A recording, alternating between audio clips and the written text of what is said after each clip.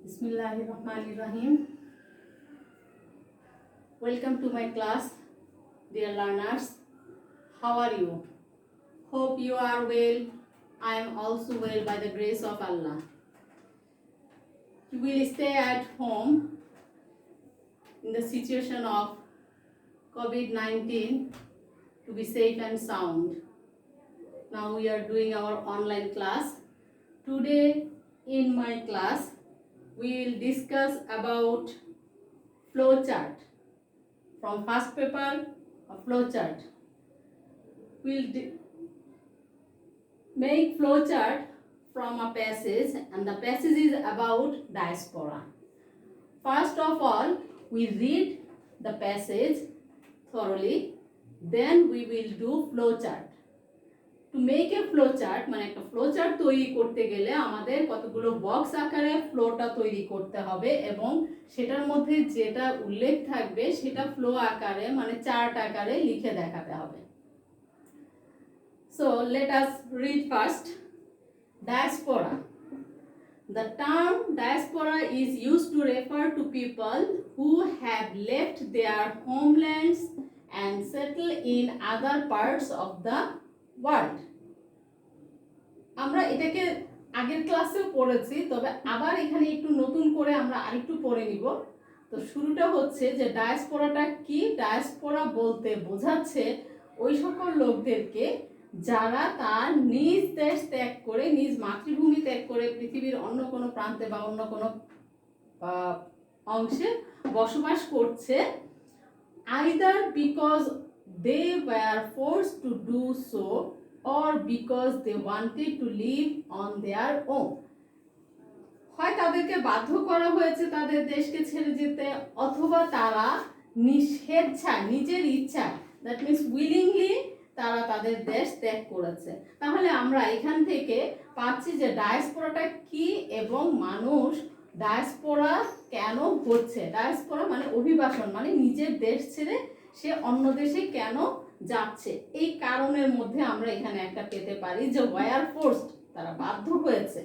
আরেকটা পেতে পারি আমরা যে they wanted to live on their own, তারা স্বেচ্ছায় তাদের দেশ ত্যাগ করেছে। The word is increasingly used for such people as a collective group and অথবা or a community, মানে একটা দলের লোকদেরকেই এটা খুব বেশি করে গুরুত্ব দিয়ে বোঝাচ্ছে। The world has seen many diasporas. পৃথিবীতে অনেক ডায়াসপোরাস দেখা গিয়েছে, অনেক অভিবাসন হয়েছে, but scholars have been studying the phenomenon with great interest only in recent decades.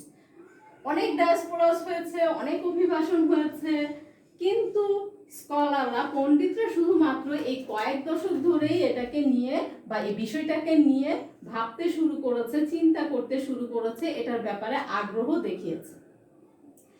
Among the great diasporas of history is that of the Jewish people who were forced to leave their own lands in ancient times.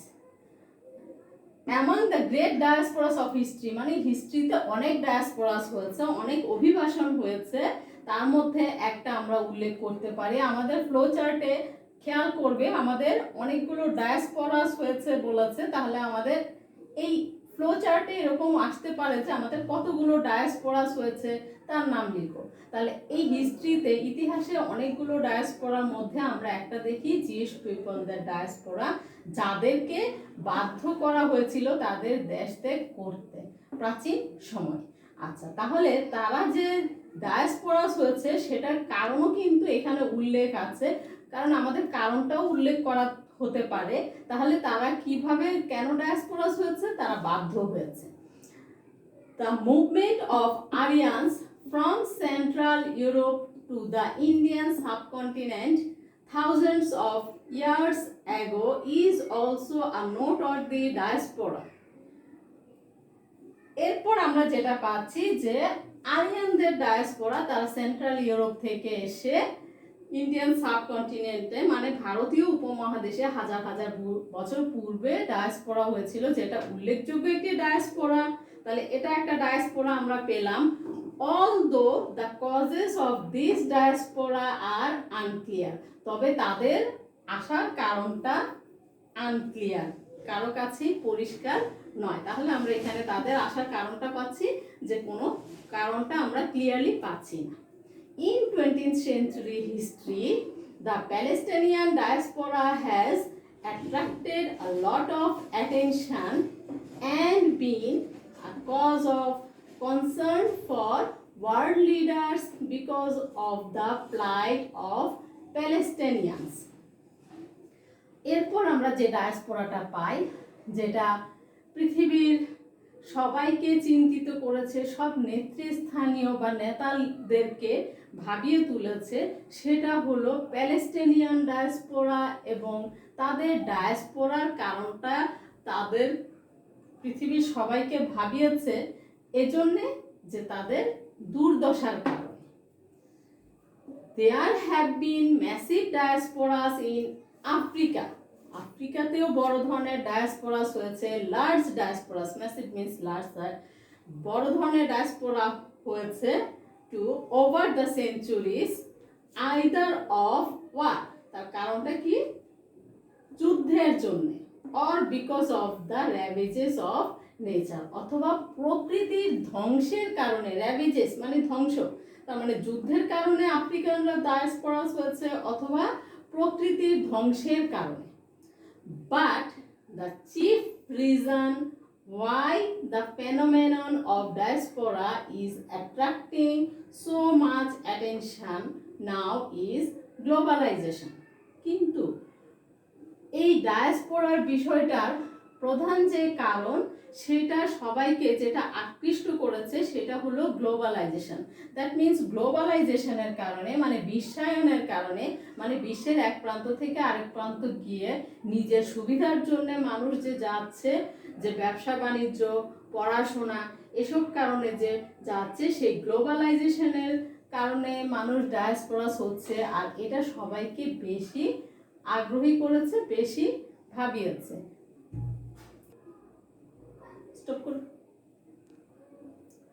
Now we will do some practice from this passage flowchart.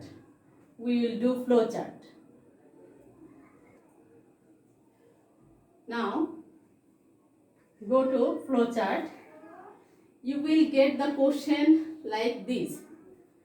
Based on your reading of the passage, make short notes in each of the boxes in the flowchart showing what were the major diasporas in the past and the causes of diaspora.